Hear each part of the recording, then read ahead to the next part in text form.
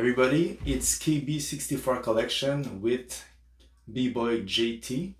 I don't want to misspell your real name. Yeah, my real name is Han Jingtan. It's a Chinese name. Yeah. So yes, and one of the thing, it's from my crew, not seven commandos, underground commandos. So yes, I already know you a bit, but I never heard about your story. So where you come from? I mean your background. Yeah, I came from China. You know, China. For Western people, they think China has two parts: rich part and poor part. I was kind of in the middle. Okay. My family is kind of in the middle. Not that rich, not that poor. So I followed the regular ways of the Chinese kids. So I started.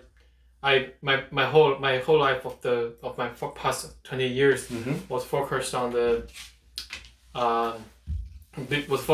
big exams for the universities. Okay. So I came from middle part of the China, in the middle section, in the middle level of the family, and like traditional kids in China, really traditional. Yes, this is exactly how I called you. The guy who's like every time like disciplined, who works well, and you know when we practice, it's like okay. Sometimes it's like, especially when you practice in a crew, crew practice. Sometimes you're like, okay guys, we need to focus on that. No, we need to put more aggressivity. No, we need to be more explosive. So this is the reason why I think you're the person you are, because well, of course your parents did a good jobs and everything, so I'm happy to hear that. And how did you, what is your first, if I can say, memory of breaking? Yeah, and my first memories of breaking, actually, it was 2011. Okay. It was a big show of my high school, and one of the most famous guys in my class, the whole class, he performed a routine of hiphop, but in the middle he added a little bit of footwork. Okay. I was like, whoa, the groundwork is so dope. Then I started to beg my mother to take me to the dancing course, because I didn't have any money. I didn't have any chance to go to a course and ask for an experience course and stuff. Okay, so I begged my mom to take me to a dancing class at my hometown. My hometown is a really small place. It's not so famous to have a street dance class. It's only, for that time, 2011, there was only one classroom for one specific street dance class. Wow. In my whole city, it was in the whole city. In the whole city, there was only one studio for one specific street dance, which is breaking. So my mom took me to that place, and I discussed a little bit with my first coach. We are still really good friends now. And he showed me a set of forward, topward, freeze, and a little bit of power move. I was super shocked. I was like, that was so cool, and I want to do that. So during that summer, I started to get contact with breakdance. Yeah, but I didn't follow a lot after that.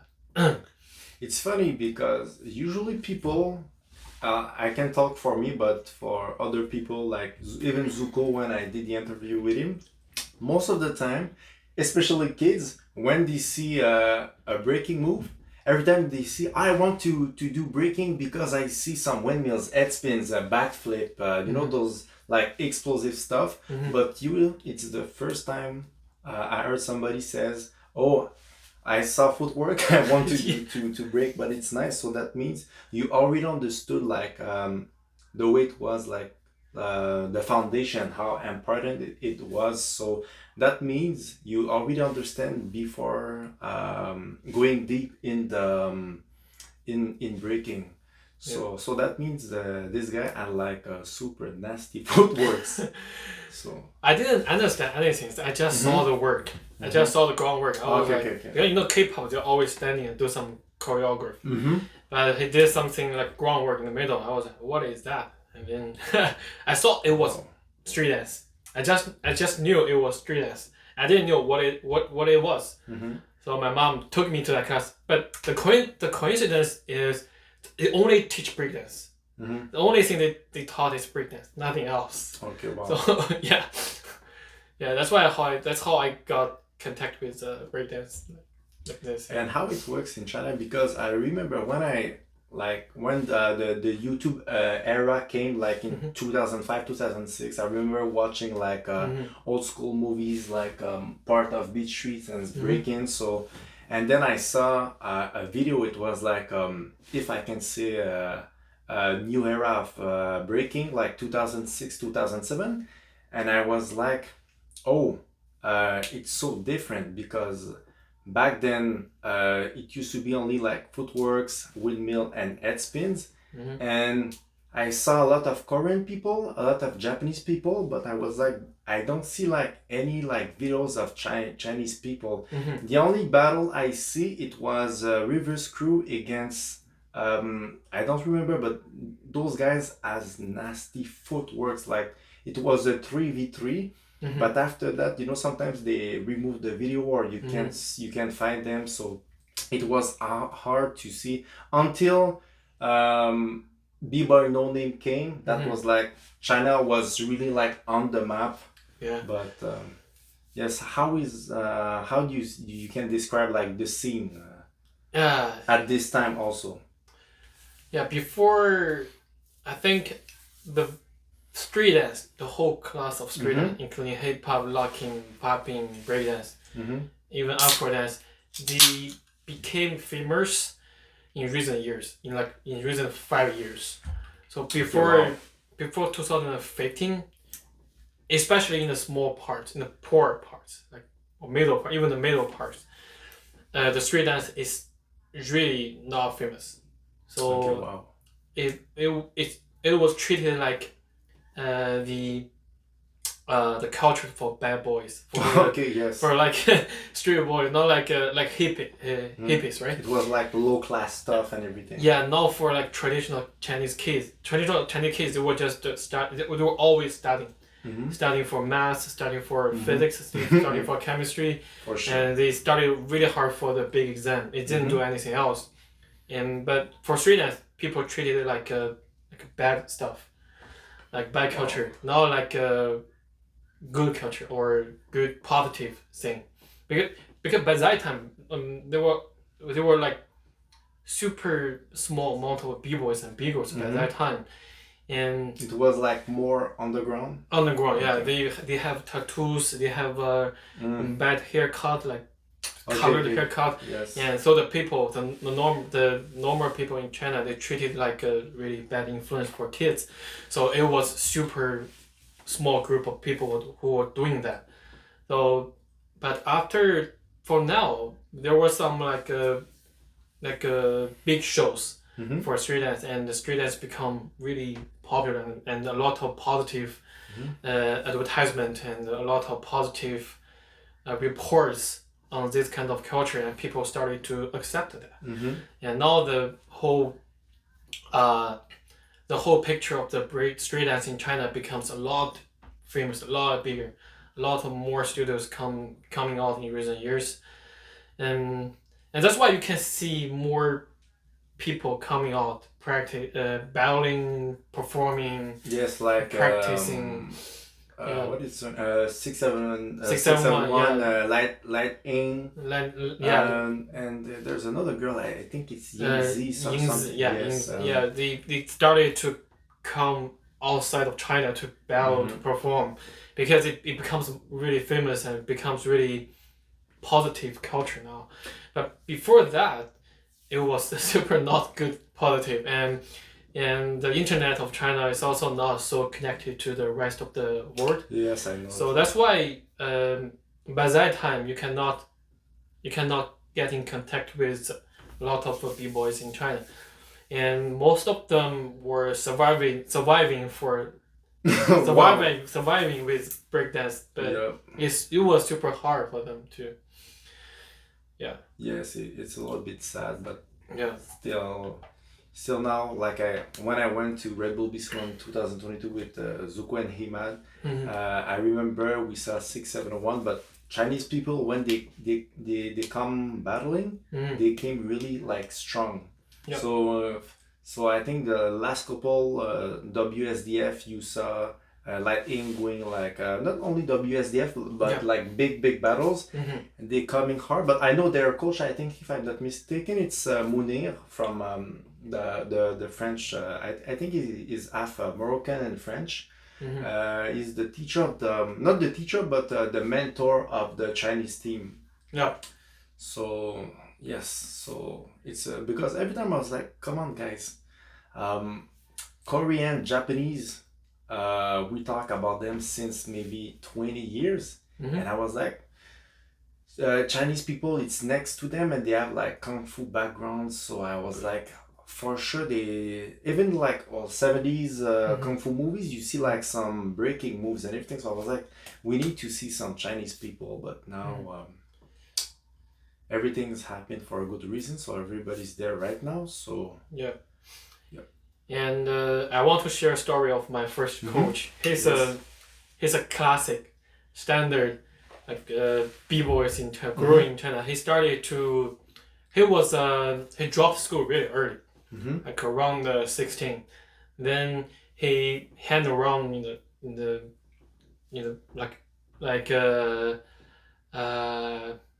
in China we have a specific place for computer gamers. Okay. So they have a really good set of computers and a really good set of setup for the games. So it's called Wangba in Mandarin, but it's like a gathering club. It's a club for computers. Okay. So you have a good internet. You have a good setup for all kinds of games. So, but in the old time, the good kids they didn't go.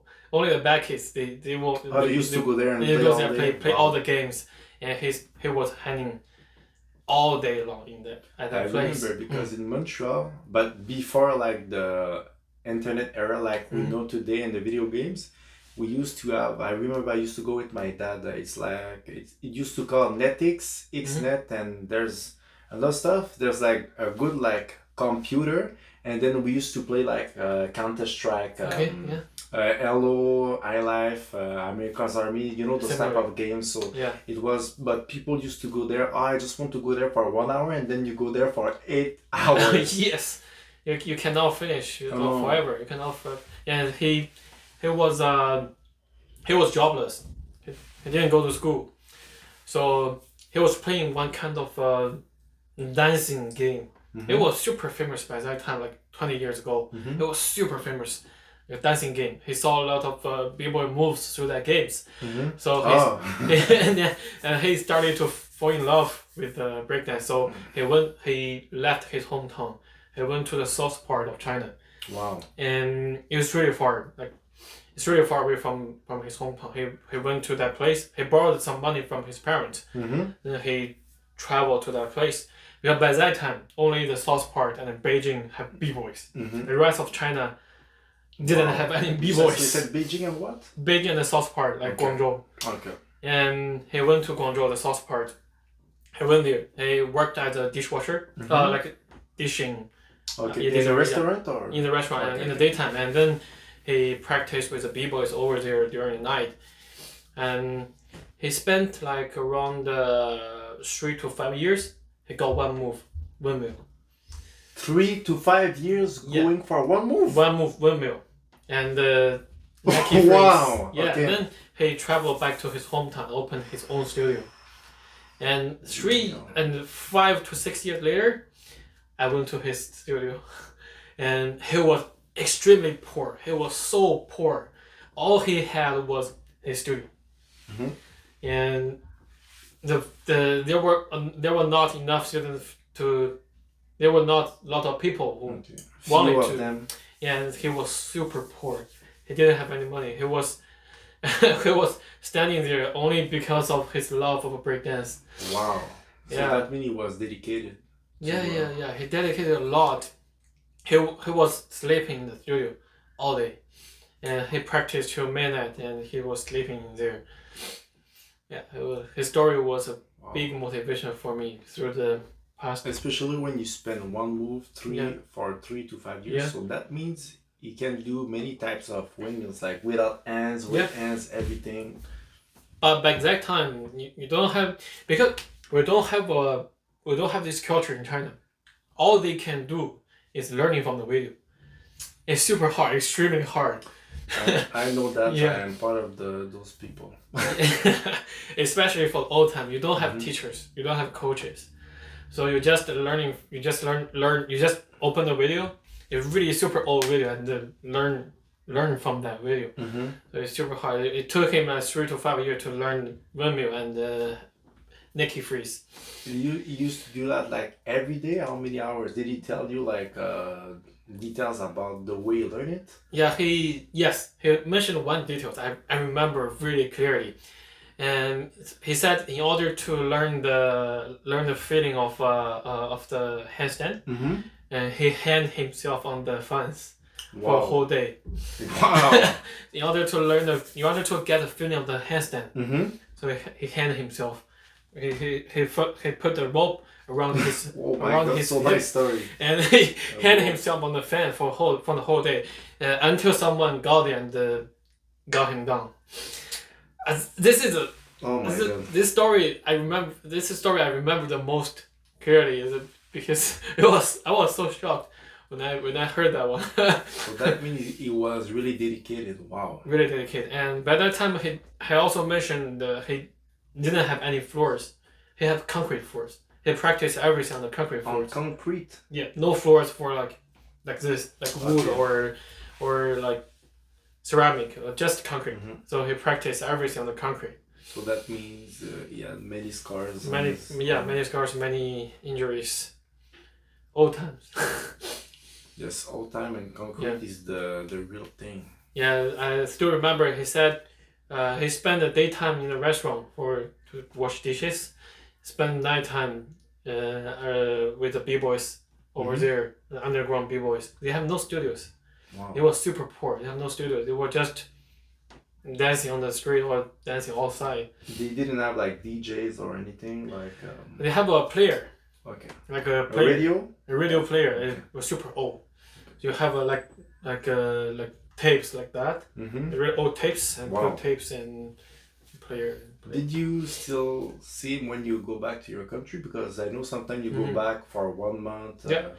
For now, everything become really fancy. They have really beautiful studios, really beautiful now it's constructions. Everything is super fancy. The studio is really huge. It's really huge, and the floor is super shiny. They are surrounded by all the mirrors and stuff. Oh, okay. Yeah, so surrounded by the mirrors. Very big and very fancy and very the good studio is AC. bigger too, I guess. Yeah, very big. Well, I still remember when I started to practice around 2011. We didn't have any AC. It was my God. crazily hot in the studio. It was And in a at small least did you have like a fan or something like that? Yeah, we only had a fan by that time. But yeah, still AC is the thing. Yeah, and people were practicing with their underwears. Wow. It was super hot.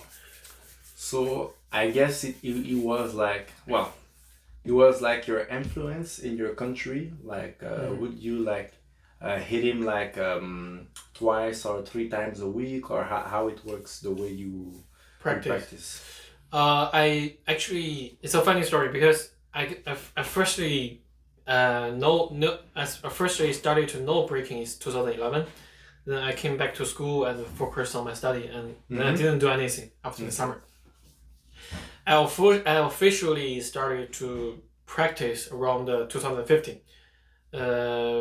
During that time, I went to the university, and during the daytime I had all days for classes, and then for that time I practiced around like 8 p.m. to 10 p.m. Okay. Yeah, so like 2 hours daily, like on Monday to Friday, and I went to classes during Saturday, from 3 p.m. to 6 p.m. And the studios I went to college in Shanghai. It's a big city, And there were by 2015 there were a lot of studios already there, because Shanghai is the biggest city in China, so they get connected with the popular cultures more easily. And by the time I went to university, they already had a lot of studios, so went to I went to find teachers to teach me breakdance during Saturday, 3 p.m. to 6 p.m. So I need to wake up around 8 or 9 because my school is really far away from. Yes. Yeah, I need to take like 3 hours transportation to get to the studio, and take another 3 hours back. So 3 hours. Wow. Yeah, I did this for a whole year in the first year, and then I started to practice by myself like daily from 8 p.m. or 10 p.m. But in the university there were not a lot of good b-boys, so only students. So we practiced by ourselves. We improved really slow. Yes, it's true. Yeah. So everyone was super weak. We didn't have any strong b-boys, so we were practicing really slow.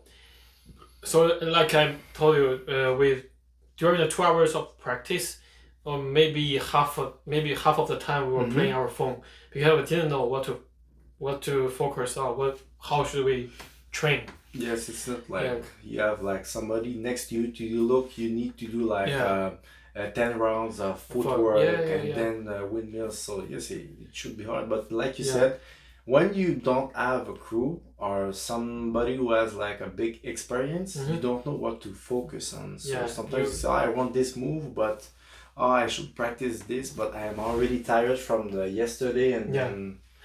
And a lot of people quit it in the middle. A lot of people quit it. I still remember the first semester I went to the university, there were like 20 b-boys, but after half of the semester, only 3 left. Only 3 b-boys were practicing. 3? Yeah. Oh my god. And after a whole year, there were only like 2 or myself. Most of the people quit it during because they were criticized the b-boys. No, because they didn't see any improvement. Oh, okay, that's what. Yes, for sure. Yeah, they didn't see any improvement. They didn't see any feedbacks. Yeah, and even after like 3 months of practice, they didn't see any feedback, so they quit it. Exactly. So you do something, but you don't know if it's good or not, and you don't think. It's like it's like when you go to the gym. Yeah. You go to the gym. You like I could say like for the last 6 months.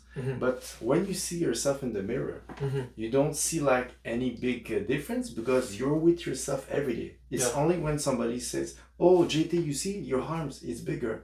You see your chest," but it's the same thing in breaking. Especially in breaking, sometimes you do the same move for 3 months and you don't see any difference until somebody says, "Oh, it's faster, it's cleaner," or something like that. Yeah, and a lot of the b-boys, they went to hip-hop or popping because if you practice pop, you can see a pop. But if you practice breakdance, you can see anything. With the mirror, you can't see anything. Only if you practice like top rocks or some handstand or even handstand, some kind of freeze, but and back in the days without videos, also it would be difficult to do that. So, but I remember the first time, my first memory of you, I don't know if you remember, it was 2021, I think, at Place des Arts, when we used to break on the concrete. You were walking next to the floor, and then you said, "Oh, can I join you guys?" I like, "Yes, it's up to everybody." And then straight up, you hit a windmill like that on the concrete. I was like, "Oh my god, how can you do that?" So because the floor was really rough. I know. So I was like, "Okay, this guy." And you told me, "Oh yes, I know how to dance and not that much." And then you do a windmill on the concrete. I was like, "Okay." And then I think Dali was next to me, and I introduced you to him, and then. Yeah, you are officially my first. I meet here in Montreal. Thanks, man. Thanks a lot. Yes. So, but it was funny the way you were like, "Oh, Yes, I know. And then I was like, oh, where did you learn that? Oh, in China, in my country. So I was like, okay, so nice. And that I actually at that time already breakdanced for 5 years. Okay. The only thing I got is windmill and swipe. Wow. And some freeze. I improved really slow by that time because I spent most of my time in the bars with the college students. Yes, me too. Like since I came back like at this time, and since now the way you progress, I mean the way sometimes people progress, it's pretty slow. Especially like we said like 10 minutes ago, when you don't have feedback, you don't know what you did wrong or not. So that's why it's nice to have a crew for the family spirit, the friend spirit, and everything. So yeah. So yes, so I'm glad, and then we know the rest is history. I think you used to come like every day or almost every day. In 2021, I practice almost every day, but for now, after that, I like decreased a lot. I like cut some practice because I'm getting older, and my body would be really painful after practice. The second day of the practice, so I decreased to like 2 or 3 times a week for now. Yeah, and I followed your advice, but I think I talked to you like 2 years ago or 1.5 years ago. I talked to you about how to train. You told me something about gym, about you're also a runner, right? You also run a track, right? You told me something about you have to plan your practice. It hasn't to be crazy long. It can also be really short, but you have to focus and plan it a lot. And you also need to try to switch. You cannot like working on bicep for 2 hours. It's too much for that. This is your original work. It's like you have to switch. You have to plan it. You have to know how to train more effectively. And it couldn't be super long. You have to make it effective. So after that, I started to think about how to train. So I started to plan my training every time during the training, and I started to put every second in the practice in use. So for these 2 minutes, I rest. For another 2 minutes, I go. Like I don't want to waste another second. Yeah, true. You gave me a lot of motivation at that time. No, thank you. You too, because me, every time I see you and Robin, and even sometimes you're there for 1 hour, but when you're there, you're working. Yeah. You're focused, and you're like, okay, no, today I focus on this. I do this, as an example, 5 times, but I need to do this that way, and then I focus on footwork. But you do the stuff, and it's really nice, because I remember one time I see like you have a good progression. I think it was the first King of the Cart.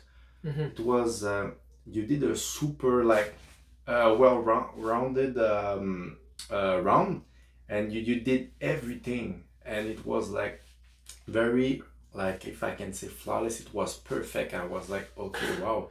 But the thing is, like I said, sometimes, yes, like Dali, so I was talking with him yesterday. So sometimes he said, oh yes, I practice for hours, but sometimes he says when I do I say 4 hours, it's not like straight up hitting flares to end ups and do every kind of stuff, but sometimes it could be like you stretch a bit, you do some moves, but you go slowly with your body. But like I said, yes, it's true, like me, the way you train, it's not like to go hard every time, because you're gonna get tired fast, and like you said, everybody's getting older. Even if you're young, injuries will come faster. Yes. So yes, sometimes 1 hour, sometimes when I'm not going to the 7th floor, I'm just doing some freeze, baby freeze both sides, switch, and then elbow freeze, switch both sides, and then handstands, just to have more balance, more control and everything. But after that, Like I told you, when I went to Japan, I didn't have any space to do like power moves. And you know, I'm super tall, 6'4", and I'm Japanese so people. jealous. So yeah, so I said no. I used to do some head spin drills to baby freeze and to air baby, but that's it. Only like small things. And when I came back, I came with more balance, more when you stack the freeze, it was more clean, more powerful. So yes, sometimes I was like, you know what? Even if I didn't break that much or I don't have any time to practice with you guys, I do my stuff at my home, and then the way you work every time has to be like, if I can say, the proper way or intelligent way. Yeah, I think the main point is consistency. Exactly, consistency. So if you can do one freeze, it's better than doing nothing. Exactly. If you practice one freeze now, it's better than doing nothing now. So that's always my mindset. So it's better to do something than not doing something, than not doing anything. And then sometime, like Hoki told me, yes, we should focus on top work, because we both like Japanese people, especially like Katsuhami, the way they top rock and everything. So sometimes I have a mirror, so I'm in front of the mirror for 20-30 minutes. It's only drilling. Okay, I'm good on the right side, but I'm righty, not lefty, but it needs to be like balanced. So even the wrong side, I try to practice it, because this is the way I think everybody can evolve. You put a bit not every day, but when you can. But me, I try to put like, you know what? It's the summer, I'll try to do like 4 times. And especially practice with the crew. So this is one thing. Yes. Yeah, we should practice more together as a group. Yep. Yeah.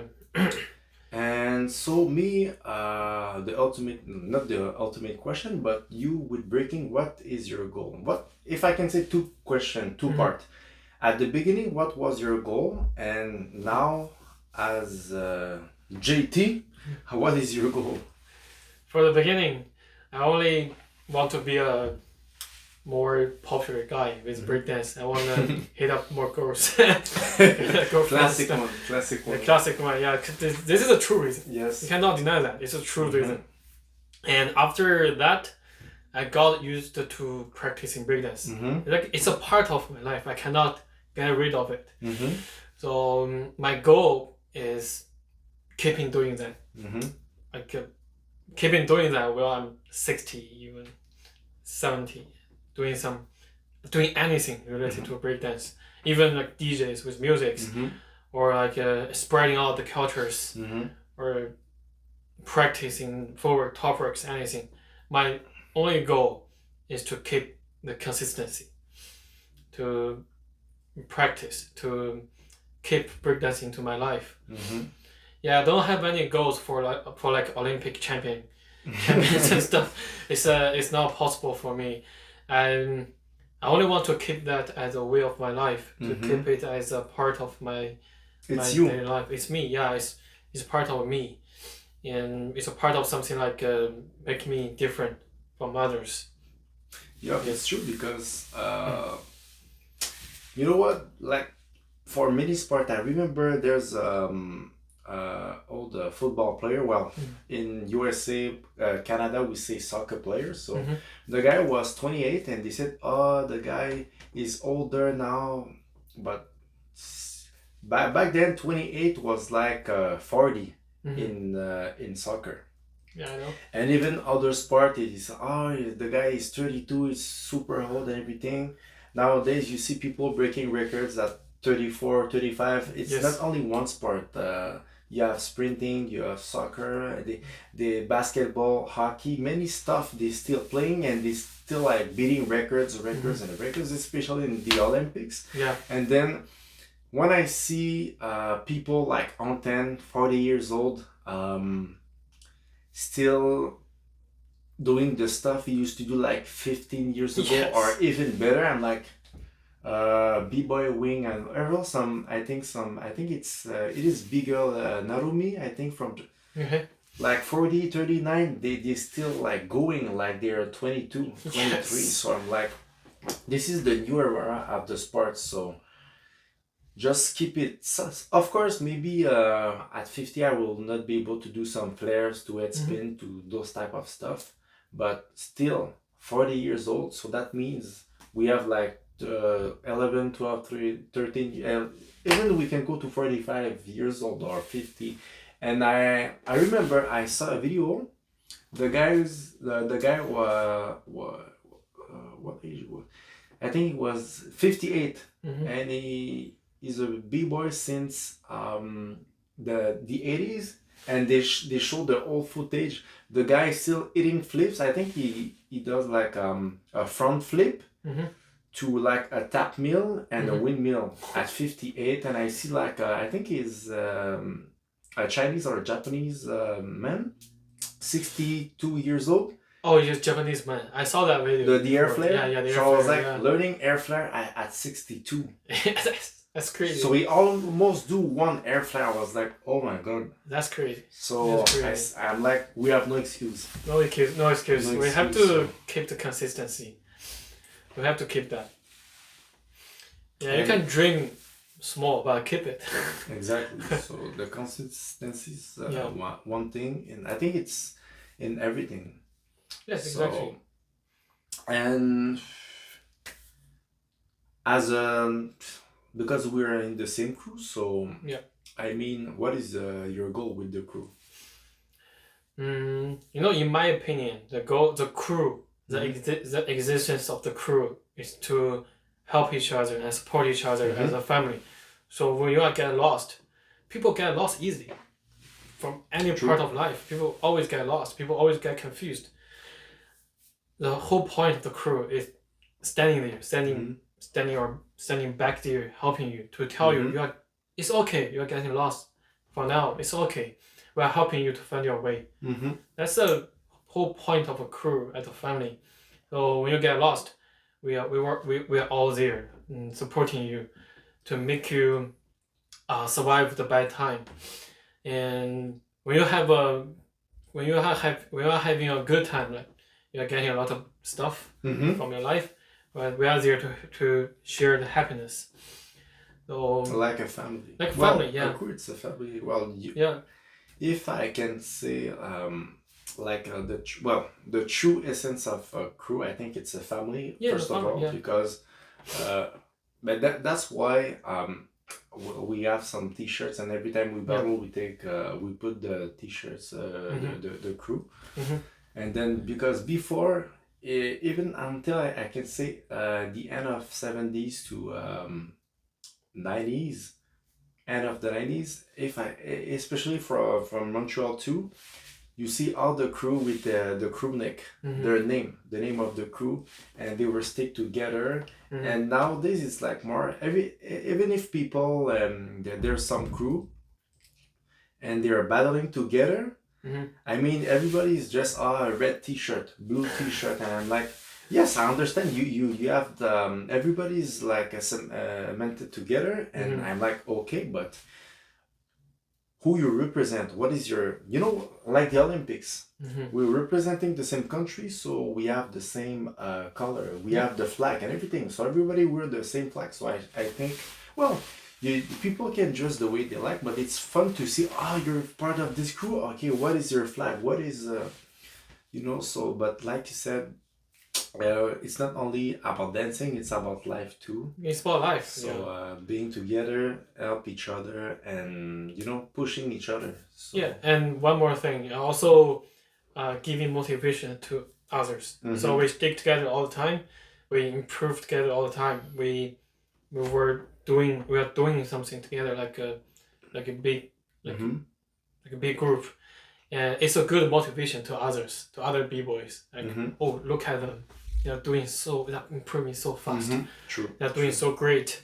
They are like a true family, staying together, sharing blood and stuff. It's a really good motivation to the rest of people, even the next generations. Yes, it's good because when you practice, sometimes it's like, you know, every time we go on seventh floor, most of the time we say hi to each other. Oh, how are you? Good. And then you do your stuff and then you go. But in the crew, when you're in your crew, I mean, it's not only like we're going to the same spot to practice and then we don't talk. No, it's funny because sometimes we're like together. Okay, guys. Okay, we need to do a routine. We need to do a showcase. Okay, practice this way. Oh no, it's better that way. Yes. The way you do your footwork, put your hand right there. Put your hand. Okay, it's like pushing each other, or even if it's not like routine, it's nice to like practice together. It's like I have a family party. Everybody's at the same spot, the same meeting, talking to each other. For me, it's the same thing. Sometimes whole kids like take the lead and said like, okay, KB come. Okay, 3 times of we do some top rocks, 4 rounds. So try to focus on watching me, or watch my eyes and focus on me, and then do top rocks and try to be different. Use more your hands. So sometimes it's like you said, giving some tips and like be together, because for me there's two differences. Like many people in the same spot, and like you watch the movie 300. I think we already talked about that. 300 guys together, and they kill like many people together because they were cemented. They were working together. Okay, you focus on that. You know, I think it's the same thing. Yes, same thing. So while we talk about the Olympics, what do you think about the Olympics? I mean, in the way, I mean, it is good for the culture, or it is bad, or just what do you think about it? I think, from my point, I think it's a good thing, because I've experienced all time the b-boys and b-girls in China. They were barely surviving. They didn't have any money. They didn't have enough students to pay the course fees. They couldn't feed themselves. It was really bad. So for now, because of the Olympics, breakdance is becoming kind of mainstream culture. Yes, true. For like, even for athletes or for regular people, and they have more chance to survive. That's the most positive thing. Though I think it's a good influence. And on the other hand, there will be more people doing this. You know, more people means more drama and more different opinions. Exactly. Different ways, different directions, different mindsets, and it will have a really big influence on the culture. Huge. Well, I would think it will have a huge influence on the culture. From my point, I think it's good, because you have different mindset for the culture. You couldn't stick to the old one forever. So you can have new mindset, new perspective to the cultures, new ways. And some of them are bad, some of them might be good. So we can look at different ideas and broaden our mindset and try to take the good ones and avoid the bad ones. I think in general, in my opinion, it's good. It's really good. It's helping the culture to get bigger. It's helping the community to get bigger, and the people who are doing this for their whole life are getting rich. That's the thing I want to say. Yeah, it's true, because I didn't see that way, but like your country, like you said, it's more exposure for people. Yeah, more exposure. Yeah. So it's nice. So I like to feed them, and if I'm good in what I do, why not? Yeah. But the thing, I think people are afraid, like it's like to be like the newer before, like even me.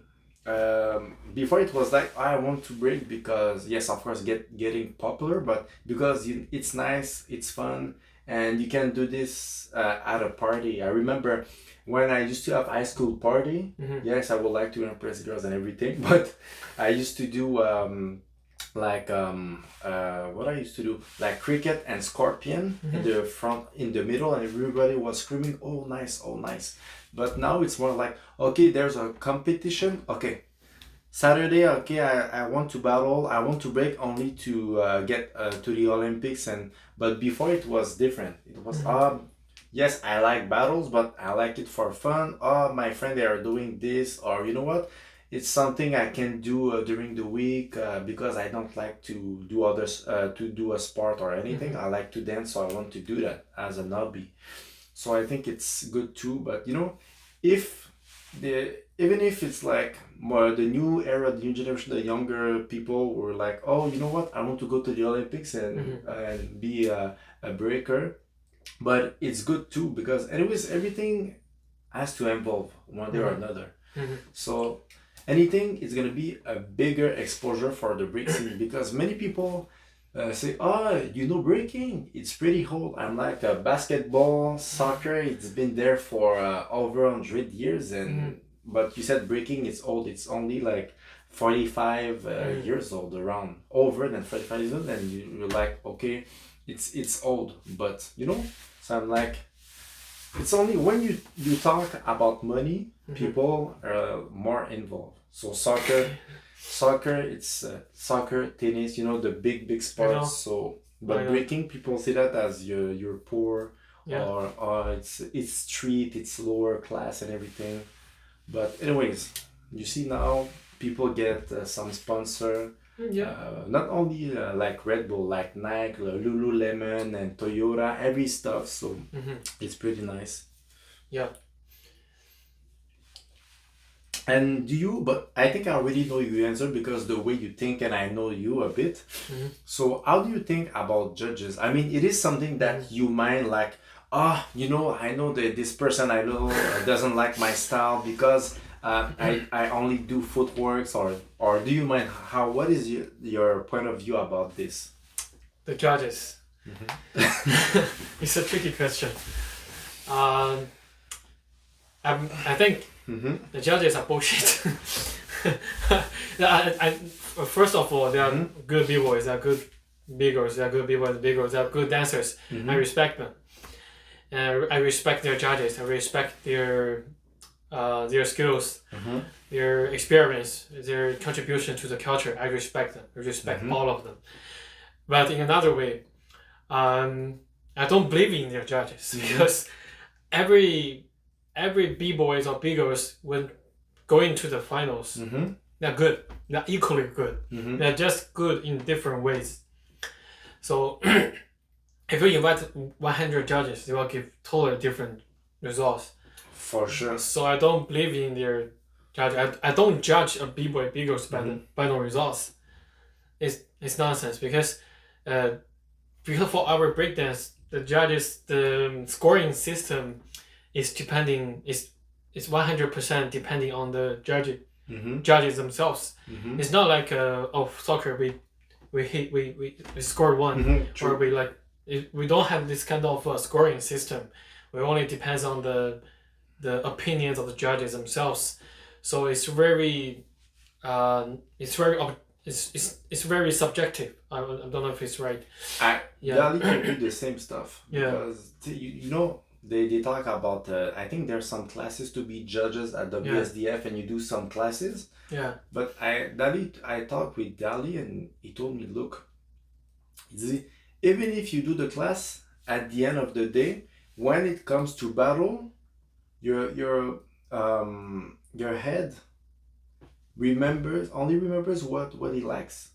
So me as an example, I like power moves. Even if I need to focus on every like top rock foundation, explosivity, freestyle, whatever it is, you forget about that. You just judge the way you like stuff, and it's like you're not objective, you're subjective. Oh, I like that. So at the end of the day, but maybe not everybody, but most of I think you at the moment you don't realize it.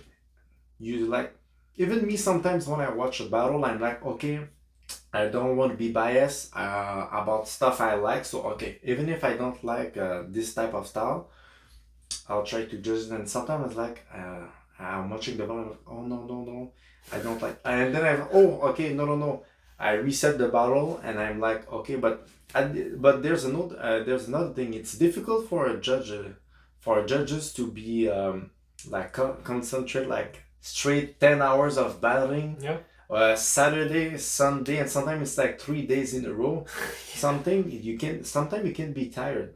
Yeah. At the end, it's hard, and you have to. And the battle just finished. Okay, you have 5 seconds. Judges, 5, 4, 3, 2, 1, and you need to go fast. So sometimes it's difficult for judges too. So well, judging every time, everybody will say it's biased, not biased, or whatever. Anyways, so I think that for everybody, the chance is the same.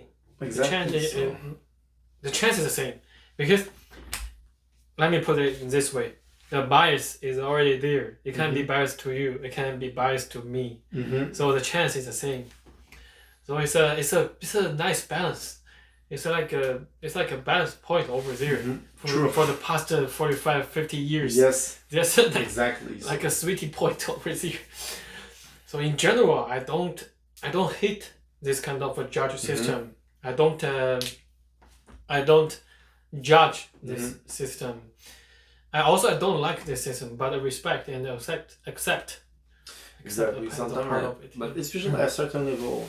I mean, if you like have the national level or international level, you at some point, even if you don't like some judges and you want to go to a big battle, and you have a big name and they invite you to the jam, the event, sometimes you just, you know what, I'm gonna do my best, and you know what, if they judge against me, it's like that. I can't do anything. So because at the end of the day, if everybody will try to be like selective to go some event, we will go to 0 events. Yeah. So, but anyways, it's part of the culture. It's part of the culture, yeah. Yup. But don't judge yourself by the results. Exactly. It doesn't make any sense. True. Many people, many examples, many people I see, like, it's not that they're bad, but sometimes I think it's you have your own name. So I remember Lil Zo before he won the Red Bull at his birthday 2018. He used to do like big jams since 2012 to 2017. Big jams. I was like, oh, for me, he won the jam, but because he doesn't have like his legacy made. He lost against the top big name B-boys. So I'm like, oh, poor him. But now you see but he's a really strong guy. He won. So sometimes it's difficult. So sometimes you won because of your name, but sometimes I think it's hard work also. It's not only but well, you do your name because of your hard work. Yes, exactly. So I never like saying any bad words to the system. And for you right now, what is your mood? What mood are you like in breaking? So I mean the mental way of it. For now, I want the mood is like getting my dream move done. So forever. Hello. Hello with windmill. So that's my mood. I want to practice a lot of variations with hello, and so that's one of my dream moves. So I want to.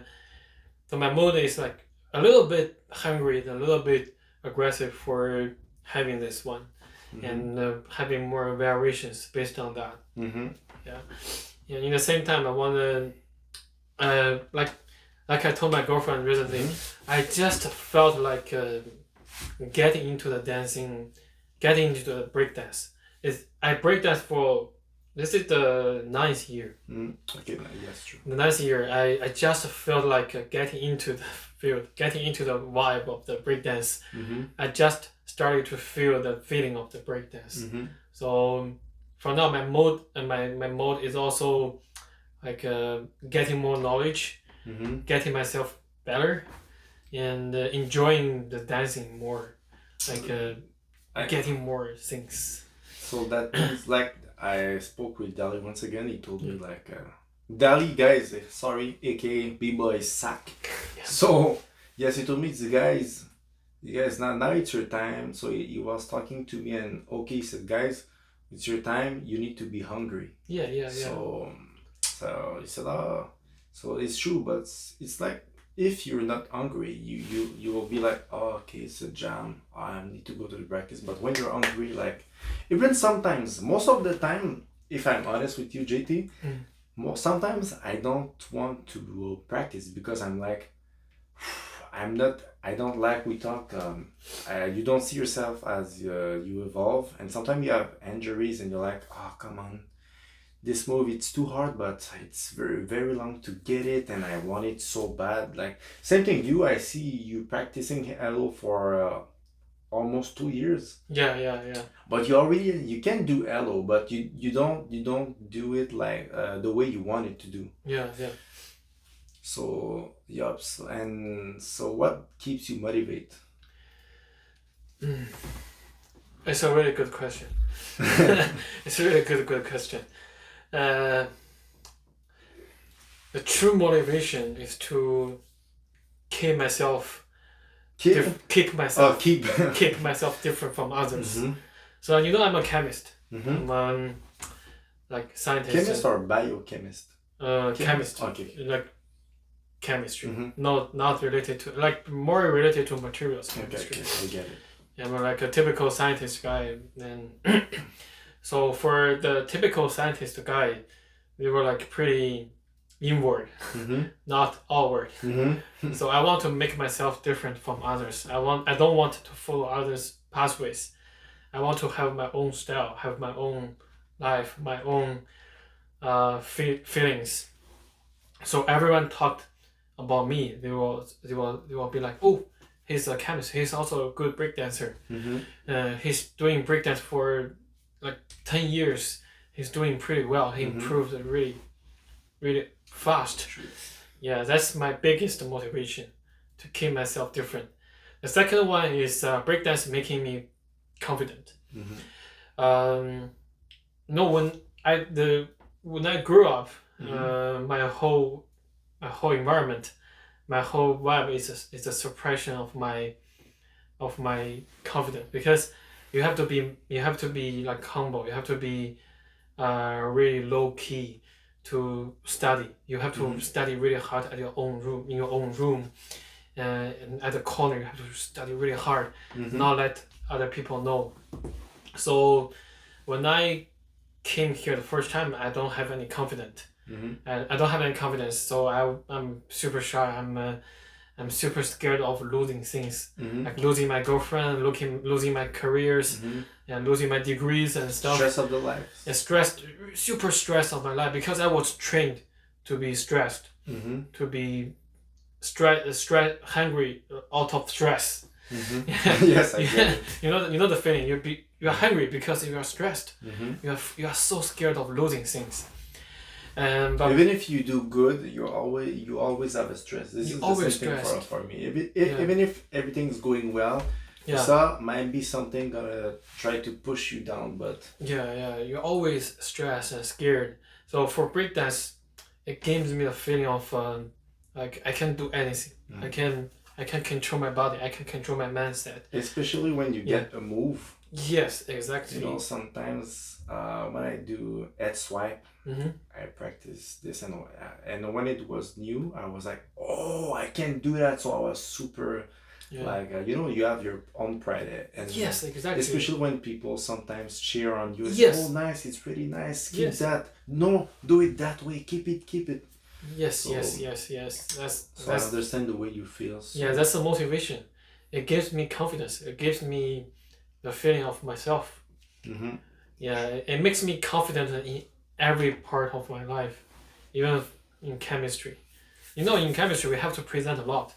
Because as a scientist, you have a nice work. That's good. But more importantly, you have to present. You have to let other people know. That's the drawback of a lot of scientists. They don't know how to present. They don't have the confidence to present, and that's how breakdance. That's what breakdance gave me. It's like when you post on your story, the way you answer to the lab thing, the way you answer, it's not, yes, it's JT, this is the work. No, it's, hi, my name is JT, best regards. Yes, this is the way you present. So the other thing, the way you present yourself, it's who you are too. Yeah. Because it's like even in battles, because I used to talk with my dad.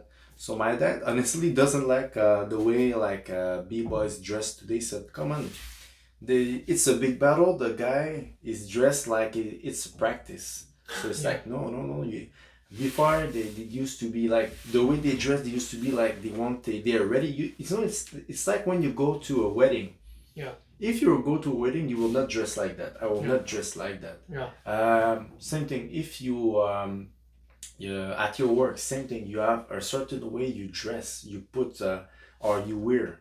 So it's the same thing. No, if you want to battle and you're going to a jam, and especially hip hop, it's the way you dress, your clothes and everything. It's important. It's important the way you look.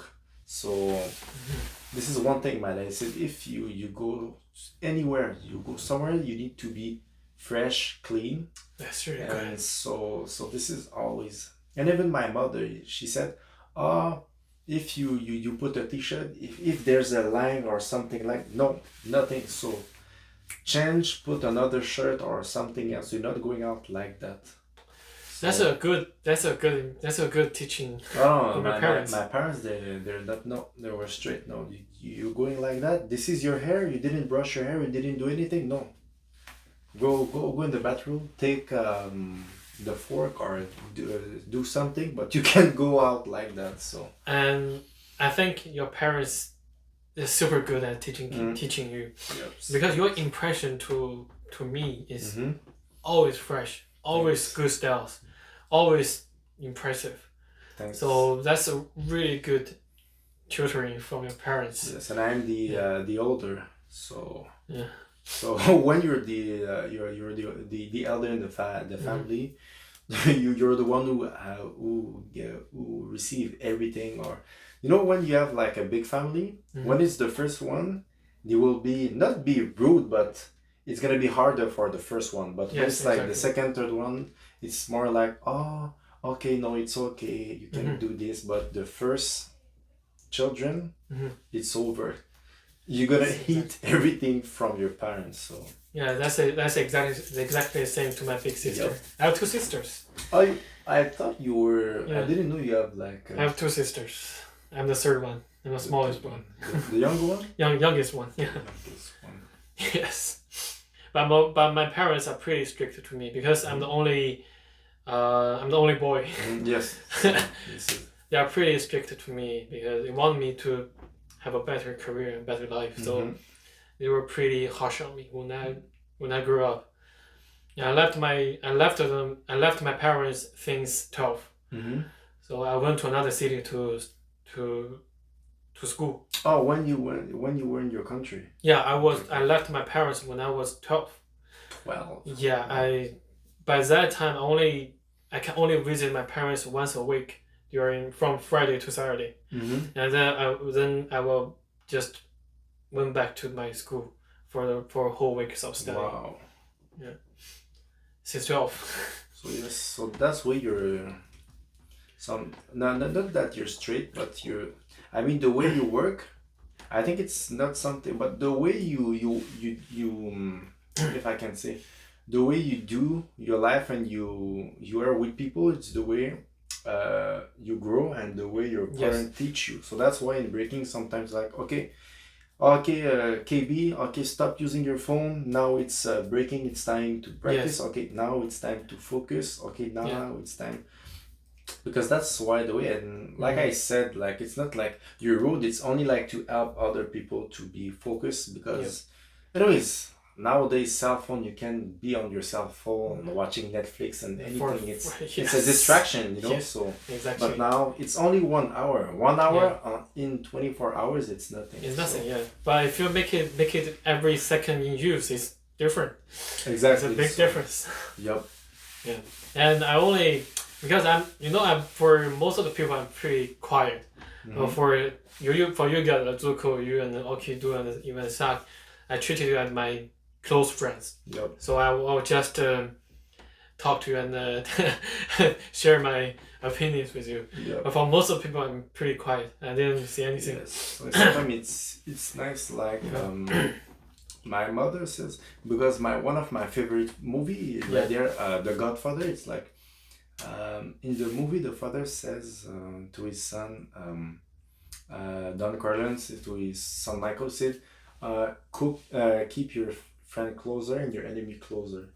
And sometimes it's, and you know, in the movie they show you, but they don't say it directly, but sometimes you can see stuff, but don't talk too loud. Yep. And keep your circle closer too, so it's better. So less drama too. So yeah, you know, we are people. We have limited energies. We cannot deal with too many people, too big group. So we can stick together to get closer. That's why I yeah. in the crew with no, it's Sack. It's like for me it's like well, it's my mentor. It's my friend first of all, but it's my mentor, and he told me, like, if you want to do a crew, like, don't choose like 20 people, like choose people like the movie 300. Yeah. 3 strong people instead of 1 million people, yes, like that. So yeah. So I said no. So choose people who have like some, how can I say that? You feel them. You have some bonding. They respect you, and you respect them, and they can be friends. And it's also outside of breaking, you know. So you can chill with them. You can talk about everything. So because I know, so he's the one who said, yeah, yes, you have a crew, but it's not only practice. You should like get like really close friends. Exactly, like true people you can count on. Yeah, you can talk everything, every part of your life. And yeah, like Zuko, he always ask me about my life, yes. and you always ask me how I'm doing, like what I'm working on. So you like to hear about my because my life, my work. The life, it's not only breaking. Yeah. It's not only watching Netflix. It's not only. It's everything. It's everything. Yes, we treat each other like really close friends, close families. And one thing, but I think you already answered the question. It's when you're down, like, I mean, when you don't have motivation, or it could be not only breaking but in life. What you do? What is your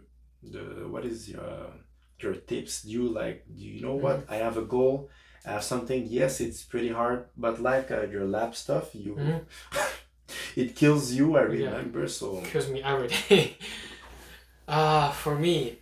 So you have to find a balance. Like a stick, if you push too much, it's gonna break. True. So you have to find a balance to make it not break at the point. For me, it's pretty common to not be motivated. We're humans. You can be really tired. You can be really lazy. So I just follow my body. I go get a beer. And open a TV show like that I liked. I enjoy the beer, enjoy the TV show, maybe some food I like. Then I go to sleep, and I can sleep like 12 hours, 13 hours on the bed. Then I woke up, refreshed. It's been a while I didn't sleep for 12 hours and 13 hours. But then I woke up at a refreshed mind. So just follow your body, slow down. Don't need to be too stressed. Just slow down. Just leave it. And even though you haven't finished yet, you can leave it there for like maybe one night or one day. Just leave them over there, and go back to yourself. Go back to your comfortable zone. It's true. Relax, enjoy yourself. And it's pretty. It sounds pretty easy. It sounds pretty normal, but it works. It works really well to me. It's true, because sometimes we take stuff like too like sometimes it's too heavy, but not that heavy. And we put too much pressure on ourselves.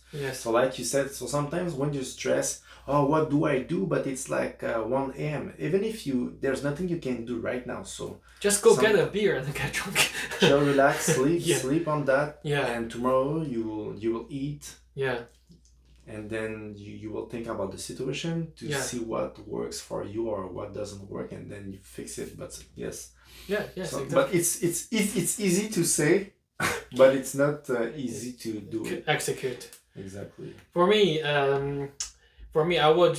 I don't mean to like put everyone to be alcoholic. So just a beer, just not too much, just a beer, like just one, just to relax.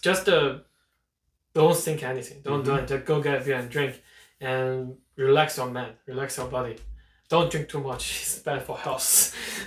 True. So yes. Yeah, so it works very well. Drink one beer. Drink one beer. And I didn't ask you. You already talked about your first teacher, but yeah. I mean, as because it's the YouTube era, Instagram, everything. So, do you have right now or before somebody who influenced you? Like me, of course, the new era. It was on 10 for sure. Do you have somebody like that, like you really like, oh, I want to be like that, or you know what, I like his style, I want to look like that, but not like biting the person, but just like, you know what, I like his style, I want to. For the past 2 years, it will be Bboy. Wait a minute, I forgot his name. It's a Ukrainian B-boy. From which crew? Shit, I forgot. Sometimes I forgot names. Is it Jinjo crew? No. Ukraine B-boy. Oh, Ukraine. Robin? No. Robin is too aggressive. Yes. There's a Ukrainian B-boy really good at footwork called Lossiskai? Huh? Lossiskai? No. The bald guy with no hair. Okay, I know who you're talking about. Yeah, the guy for the past 2 years at the beginning. Okay, I know who you're. I forget the name. Sorry. Yeah. Sorry. I watch his video every day, even now. And the other guy is people. He's part of Navy crew. Yeah, Navy crew. Yeah. Navy crew. Yeah. Okay, I know the guy too, but I forget his name. Yeah, it's just his name just skipped out of my mind for now. Sometimes it happens to me. Sometimes I know something and I'm like, oh, okay, I have a blank and I forget about it. Yeah, but for the guy who gave me the most of the influence is the people Tasky. Taisuke? Yeah, Tasky from Japan. Japan, yes. He never got the championship of Rebel PC, but yes, I remember. Always the second place. Yes, 2008 against in Paris, I think, against Wing. He lost. Yeah, he lost. Yeah. By 1 vote. Yeah. And in France, once again in 2014 against Meno. Yeah. Yes. I remember I didn't like that much. The lineup was crazy. Yeah. For sure. But I mean, the way they judge for this Red Bull, it was like every round they judge with the machine. It was like a remote. And you know, sometimes it's like when you battle and it's like the first round and you see like four votes for the other person and one for you, you're already stressed. You're like, okay, next round I need to do like big stuff, otherwise just exactly. And then it's tied, and then you have the last round. Yeah. And then, you know, but Taisuke had ties twice. Yeah. So but Meno was like straight winning. So I was like, yeah. So you have more stamina, less time to less time to battle, so it's easier. So I was like, and I remember the final was 3 rounds. Yes. And the first 2 rounds Taisuke lost them. So I was like, so he already lose. So even if you do a third one, it's like it's over. So Taisuke is a really good motivation for a lot of people. Yeah. True essence. I remember when I told you the new era of breaking, because I used to watch like 80s videos, and then the first video was I think it was Mighty Zulu King. That he was with Spin Crew, a Japanese crew with Toshiki, and I don't remember the other guy. I think Katsu was there, and Taisuke was there. He was so young. I think he was like 16 or 17. He was doing flares, crickets, many stuff.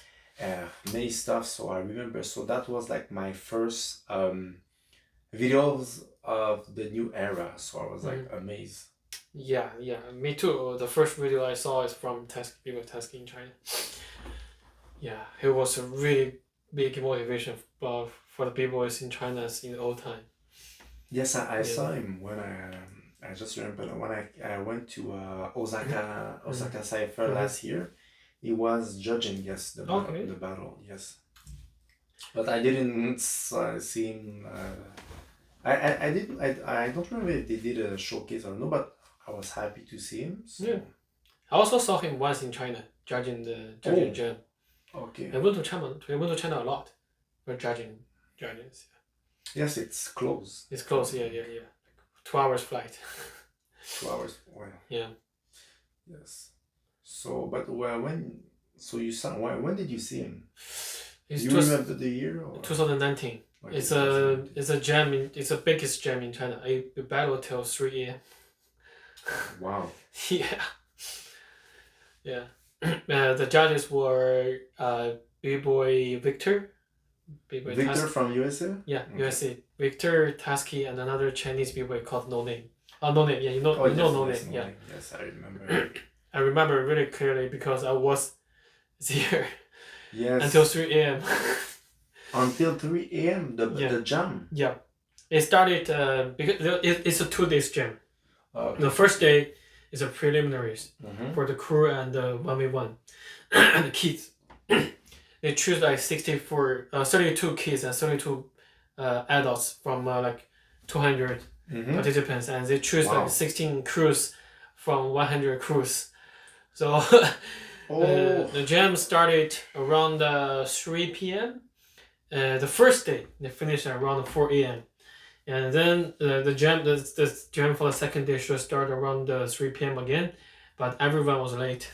It started around 7 p.m. And then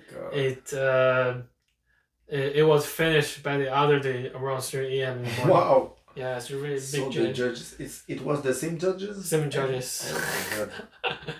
Everyone was late the second day. Tired. Yeah, they were really tired. Because sometimes this is what it's different when you watch a battle like live, like when I went to Japan.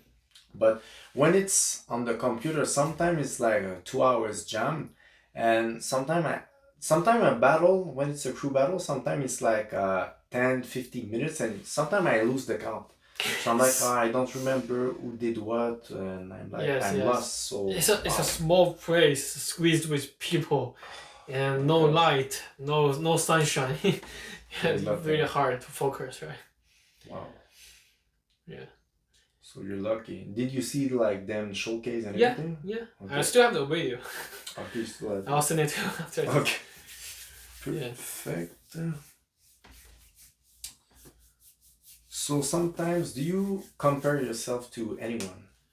But I think everybody did that, especially when you start breaking. Yeah. But nowadays, do you like compare yourself? Like, sometimes when we practice at 7th floor, sometimes you doing a swipe and you see like 2-3 other people do the swipe, but their own ways. So do you sometimes like compare yourself? Oh, he's better than me, or she's better than me, or something? Frankly speaking, yes. Yes. Always compare because it's hard to not do it. It's hard. It's really hard to not do it because they were there. They were doing the things you can do. So you always compare. Even for chemistry, I compare. I have more publications. He has more publications. I always compare. He has more citations. I have more citations. I have more patents. I always compare.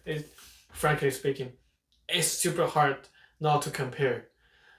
But we have to treat it right. We because for some people they get really stressed and really they went to the wrong direction after the comparison. They started to hate the other guy.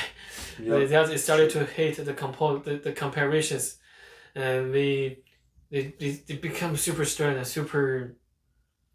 super like tortured, super squeezed. And sometimes you can lose confidence. And lose confidence, and they always compare. Oh yeah, I have more. I'm better.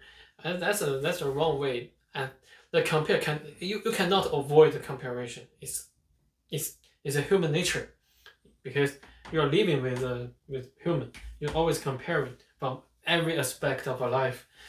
You cannot avoid this. Yes. So you have to treat it right. Treat it like a positive influence. Like, okay, he has this. Okay, now I need to work on that. I need to have a plan to make myself stronger to against him, or I need to work more harder to make more innovative works to make myself more competitive. Yeah. It's true. Sometimes, like you said, if you use it the right way, it's good. But if you sometimes you're like, oh, he's better than me, and I'll stop do this. But sometimes it's like, you know what? Use this as you can use that as like something to push you. Yeah. Like, you know what? I'm just gonna push more because I remember I like to do swipes, but I used to do swipes only with one leg. Just when you touch and then you switch. And then I was like, you know what? The way the swipe, I think it's faster and better. I tried to do it a variation, so I started doing with 2 feet, 2 foot. So, but yeah, like you said, even me, I try to. That's why I like to practice only with my crew and not watching. But anyways, now the first 15 minutes, I'm like warming up. I'm watching other people, but after that, I am in my own bubble. I don't hear anything. I'm focused on myself. I try to. So that's why I like. So it's not like I don't like people. It's like sometimes I like to be focused and not talking and just focus. Even that Zach told me, I remember when I came back and he told me, he was talking to me, but I didn't hear him. He told me, you're super focused, man. You're too serious, man. I said, yo, it's serious, Daddy. Yes, it's serious. So, but yes, I have pleasure doing. But sometimes like I want to do this move that way and this faster. So, but sometimes it's good to be hard and to have fun at the same time too. Yes, but you have to balance yourself. Balance, everything is balance. Balance yourself. It's super important. Yes, and a few more questions. So, and right now, you already asked, you already answered. So, now your motivation. So, what is your motivation? Yeah, like motivations for my life. Everything. Yes, everything. It could be life. But everything we can relate it to life and breaking. And both. So for breaking, like I mentioned, I want to be different. The difference of myself is the biggest motivation. I have to be honest. I like the feeling of being cheered. I have the feeling of being comfort. To be liked by people. To be liked by people, like receiving compliment, especially for the people who doesn't do break. They were like, "Oh, you look so dope for when you are doing breakdance." That's the biggest motivation for me. And for chemistry, the biggest motivation is making money. Yes. Yeah. So it's for a better career. A long way. Yeah, I worked really hard for my career. Like I worked really hard to get more knowledge, to make myself as a good competitor, like as a really good candidate for the competing world. So I can invent. Because for us we have to invent stuff like making innovative stuff, making patents. Like in breaking. Like breaking, you have to do new stuff. My biggest motivation is to get money, to get a better career. It's true. So that's why your parents, like you told me, they treat you like they did. Yeah. So I mean, they did very well. They did a great job. Yeah. And thanks. You're a disciplined person, and then you came here to have, I think, for opportunities, school, scholarship, and everything to get better, and for sure because we need to live. So for sure we need money to live. Nowadays. Exactly. So yes. So some things I can for now. I don't have the enough money to support my life. So I think when I get there, I'll have different motivation, different perspective to my life. And for now, it's very clear to have a better career, to make myself make myself into the higher level of the society. Yes. Perfect. So, but you're doing well. So you told me about your lab stuff. It was hard, but still, you were able to finish. Yeah, I'm dedicating. It was pretty long. I remember I said, "Are you coming?" No, finally I can come. I have something to do. The lab, it taking my life. I'm in deep trouble right now, but yeah. So it's part of the work, the progress, and the process too. So the sufferings. So, but you already answered. I think yes. So you told me your goal, but you with the crew, what you want to achieve with the crew?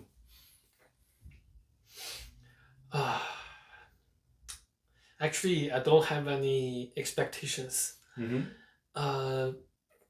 Because like I said, we are close friends. We're like you guys are like my closest friends in Canada, in North America. Even in the future, when even in the future in another 20, 30, 40 years, you guys are gonna you guys still gonna be my closest friends of my life. I don't want I thought about these questions before. What is my expectation from you guys, from this crew? The answer is no, no expectations. So I want to keep this relationships, this group, as long as possible, to keep us close as long as possible, like close friends, close family. In the future, when our parents are gone, we are like new families, new relatives, new connections in this world. And that's my only hope, to make our group last as long as possible, to make us connections there forever, like as long as we could. Yes, but this is another thing I like. It's because it's like Zach said, so but because we're only like four, but he's if I can say, the person who mentored me and still mentor me and mentor us, so it's like part of the crew. Well, he created the crew, so he give me, no, I think you should do this, it's up to you, but I think it should be better. And if you want to put people, like the right person who fit with your personality and everything. So because one thing is, so I see many, like, if I can say, like, super crew. Yes, it's true. At this level, at the highest level, it's nice to have like team up with people and won like $20,000 and go to another country, winning $5,000 and splitting in 4 or 5 people. But it's cool. But the best thing is to be like the chemistry. It's a family thing. So yeah. So this is, I think it's the most important thing. But like you said, yes, even after like 10 years, 20, 30 years, it's, can you count on those people, yes or no? Yes. So that's why you put these people in your life for good, for real. Okay. Yes. That's my thinking. Yeah. The way you think, yes. Yeah, the way I'm thinking. So this. I don't know. I don't have my glasses right now. It's already 1 hour and 25 Oh, wow. Okay, it's going very fast. Yeah. I could talk to you for another 6 hours because I know you have many knowledge in life, in breaking, and you're always smiling. Every time I have like, if I can say something to say, I am mad, or you always there, look, okay, but just relax, and like you said, think about it, just. And even Zach told me the same thing, but me sometimes I'm like more like, okay, I am mad. Okay, you know what? I just want to fix the thing right now, but it's not the right time. So you're the person who can like okay too, and Zach too, but especially you and Zach, you and okay. Sometimes like, okay, just breathe a bit, and then we'll talk about this later, and then the problem is solved. So yeah, your passion as a person, I like your style too, and so you're a very good person. So thanks. So do you have any shout outs to do or anything? to some people. Yeah, or even to your teacher. I don't know if he speaks English. Yeah. So first of all, I want to shout out to my parents. They are really supportive to my life. They are really supportive to my careers, to my hobbies, to my life. They are super supportive. Super good parents. And secondly, I want to shout out to all the guys from our crew, from the Underground Commandos. They are lovely peoples. They are super nice. They are super passionate about their lives, and they are always supportive. They are always friendly. They are always caring about all the good peoples. And lastly, I want to shout out to myself to keep my consistency to my careers and to breakdance. And yeah, that's it. Nice. It's funny because it's like Snoop Dogg. I think it's been like 2 or 3 years. He said thank you to a big. I don't know. I don't remember. He won something. Yeah. And he said, you know what? And lastly, I thank me for it. So it's the same thing. So, yes. So thank you for the interview, JayTee. So yes, thanks. My pleasure. It's my pleasure. Yes.